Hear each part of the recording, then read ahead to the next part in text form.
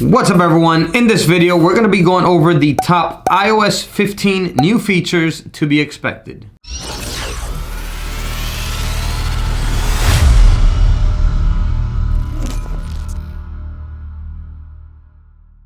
Welcome back. My name is Sergio with Serg-Tech. In this channel, I do a lot of tech reviews and tutorials. So if you haven't subscribed already, go ahead and do so and hit the bell so that you can get notified on future videos like this. So in this video, we're going to be going over all of the latest leaks and rumors that we have so far about iOS 15. So let's jump right in. So similar to iOS 14, which was released in September of 2020, iOS 15 should be released in September of 2021. However, Apple will release more information about iOS 15 in their WWDC 2021 event, which will be held in June of 2021. This is the event that Apple holds every year in the summertime to discuss the new features of the new iOS for the year, and shortly after they release a beta version which is downloadable to all Apple developers. And I'm going to have a link down below in the description that you can go ahead and check out if you want to become a Apple developer and try on all of the new iOS releases before they are released to the public. So the beta version of iOS 15 should be released around June 2021. And the completed iOS 15 software version will be most likely released with the new iPhone 13, or if the iPhone 13 gets pushed back like the iPhone 12, it might be released in September at the latest. Another leak that I came across is that iOS 15 is only going to be available for the iPhone 7 and above. So if you have an iPhone 6S, 6S Plus, an iPhone SE or below, most likely it's not going to be compatible with the new release of iOS 15 this year.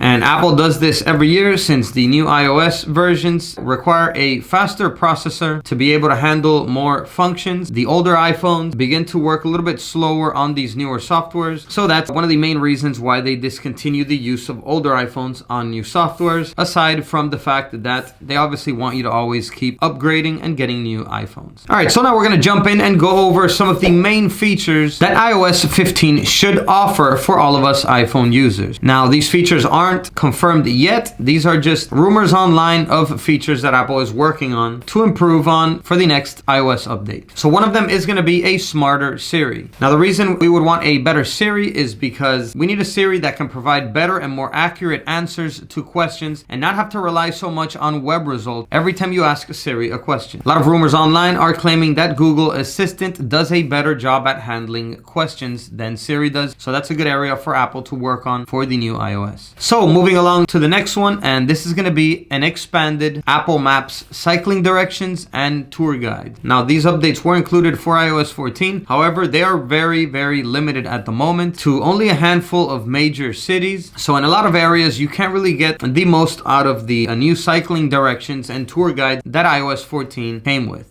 So this is a very good area for Apple to improve on and expand these features in the Apple Maps. So moving along to the next one, and this is going to be a wish list for the App Store. Now, there's a lot of great apps in the App Store that are not necessarily free and you have to pay for them, and you might not want to pay for them at that exact moment. So I think it'd be an excellent idea for Apple to include a wish list back into the App Store like they had a few years ago. And moving on to the next one, and this is going to be more languages for the new Translate app that was brought along with iOS 14. So the iOS 14 came with the Translate app, and it brought 12 different languages to be able to translate in and out of. But this is still a lot less than Google Translate or even other rival translating apps. So a nice area there for Apple to improve on as well. So moving along to the next one, and this is going to be an expanded choice of default apps. So once again, with iOS 14, Apple gave us the ability to now select the default apps that we used to use for certain functions. But it would be a great idea if they expanded the list of choices for choosing default apps, like adding maybe calendars on there and messages, as well as other apps as well. So if you prefer using another app for the messaging function of your phone or calendar, you'll have the ability to do so and set it as the default app. So moving along to another very important one, and this is presentation mode in FaceTime. So this is something that FaceTime doesn't offer yet, but other apps and software like Zoom and Skype, they do offer presentation mode in video calls so that you can show others your screen screen and face during the video call to be able to better explain whatever it is that you're trying to get through to them. This is something that is not available in FaceTime and is something that they should definitely add on there if they want to keep the FaceTime video calling feature a competitive one. And moving on to the last one, and this is going to be widgets in the lock screen. So it would be a great idea for Apple to be able to add your favorite widgets that you use the most to your lock screen so that you don't necessarily have to unlock your device and waste time doing that, and be able to on the lock screen quickly access your favorite and maybe most useful widgets that you need throughout your day. All right, everyone, so those were the top iOS 15 leaks and features that you should expect from iOS 15. So go ahead and give this video a like. It really helps it out to get out to more people. I'd really appreciate it. And that's it for this one. Comment down below what feature you would like to see on iOS 15. And that's it for this video. I'll catch you in the next one. And as always,